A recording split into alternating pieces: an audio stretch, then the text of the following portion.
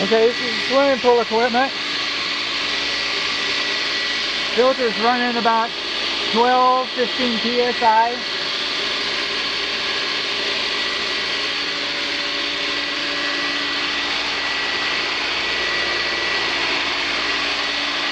I've never heard this guy come on yet. I've been turning switches like crazy.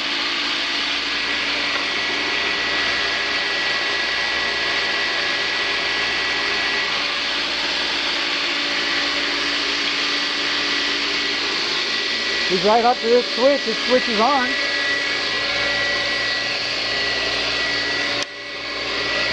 This timer does not work.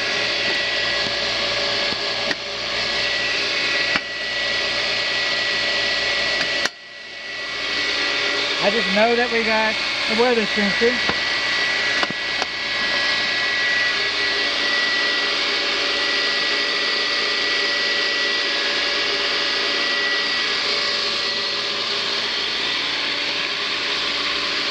Valves are not labeled.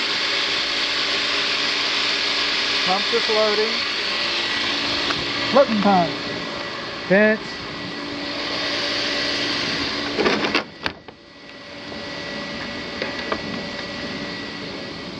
Fence installed inside out. Rails exposed. Door swings open into the swimming pool area improperly. This is the plumbing coming to your swimming pool.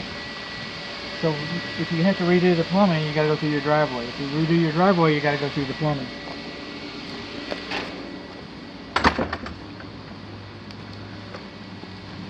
I don't know how we do a spa. See this drain right here? Okay, that's an anti-siphon drain. See the drain on the sidewall? That's not, anti-vacuum, anti-suction, anti-entrapment.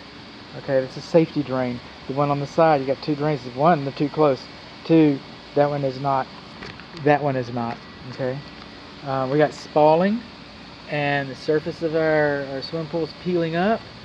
We are missing some of our jet nozzles. Is that correct? No, that's a different style. No, it's not. We're missing some jet nozzles.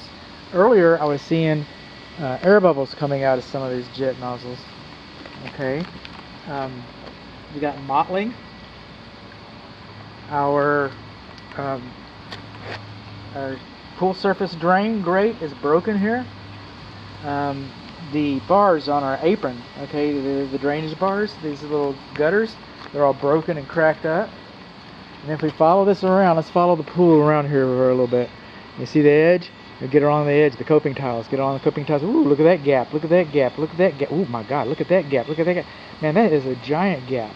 And then look above the gaps, and you see the apron. The apron is supposed to take water away from the pool. Well, this apron's not going to have any trouble doing that because it is at such a steep pitch. It's almost not safe to walk on. You're over in the pool area, okay? But those gaps will let water in. So all this coping tile has had it. Okay, the pool plaster has had it. Okay, here's some of the air bubbles. That means we got a leak in our piping. Usually it's on the suction side. Okay, so it sucks air in, blows bubbles out. But we've got some kind of a leak going on. That's what I was talking about earlier. And then we got over here. We only have a single drain, and it's not, it's not an anti-entrapment coming along. We got a single. Okay.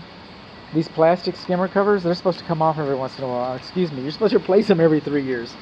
Alright, somebody could step on this, and an old one, and it crack and break your ankle.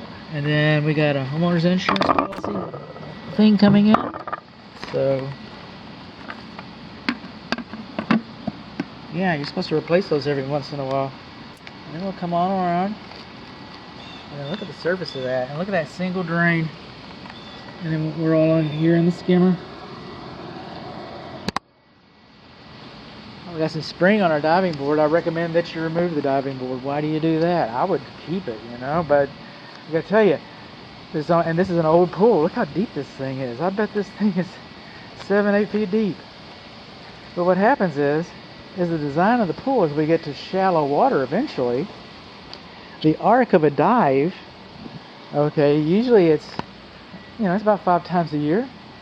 but a nice young testosterone-driven high school kid showing off, and they have the tendency who can go the farthest, who can do the best, horseplay, and they come across, and this pool is coming up as they're diving in, and this pool is coming up, and it's a perfect X to create a quadriplegic, and it happens. And that grate down there on that single drain, okay, it looks like it might be broken. I'll have to look at the videotape on this a little bit. But yeah, check before you dive. I guess that's some good instructions. But yeah, some of our, it's not in really good shape. I don't recommend you even having one. A lot of people are putting diving rocks. So your insurance company will probably, thank you for taking, reward you for getting rid of that. But yeah, this is open. And over there where we're sitting, and this is the bench. Look at there, some of the plasters is coming off. Look at that. See that? It's coming off. Now look at that over there. That's our light. Our light doesn't work. In fact, neither light works. We need light so we can see the bottom. But this light is especially crazy. It's broken. You can see the element of the light. So I guess at one time there was glass in the pool. So we want to make sure that when the light was broken, did they drain the pool and get the glass out of it? Is all the glass gone out of the pool? What happened with that? Mines want to know. That's another light that doesn't work. Okay? All the windows and doors from the living space, between the living space and the swimming pool area, we don't have a gate there. So all these, they're supposed to be self-closing. And they're also supposed to have a unique alarm system so that you could be ironing in the other room and you'd hear that alarm and you knew somebody went into the swimming pool area. Your lights should be operable in case you got an emergency. Our drains should have anti-entrapment devices instead. Anyway, all those considerations will be made when the coping tile is redone and the surface is replastered. I mean, how old is it?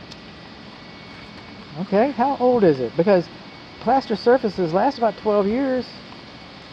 So has it had a good life? That's the question. Has it had a good life?